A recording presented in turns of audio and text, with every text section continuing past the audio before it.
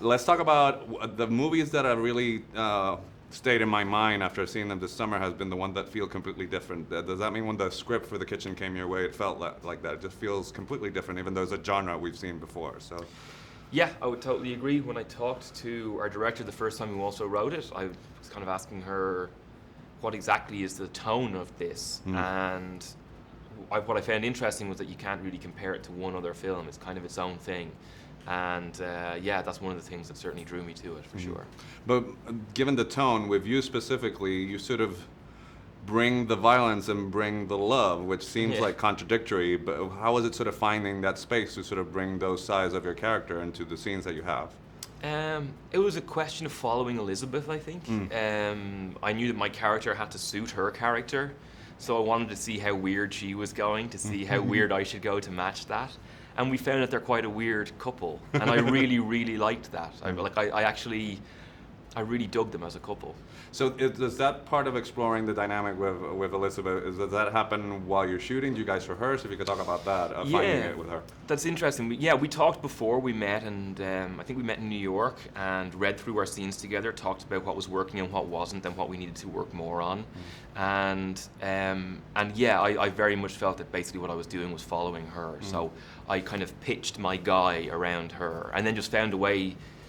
Some of it is just joining dots. You say, how can I make these lines work for the same character, for the same guy? And I quite liked that he was a little bit sleepy and a little bit cool, but then he was also the guy who'd just kill everybody if he felt like it. I thought that was kind of great. You got to do everything. Yeah. So your filmography is so eclectic. Is that by design, so you're not boxed in, or do you think that truly reflects your tastes and what you like to see when you go to the movies? I think it's more that. I think I've been very lucky, first of all, to be able to be in those different kinds of things. And also, you don't want to repeat yourself too much because you get bored. I think sometimes it's just shaking things up so that you remain interested.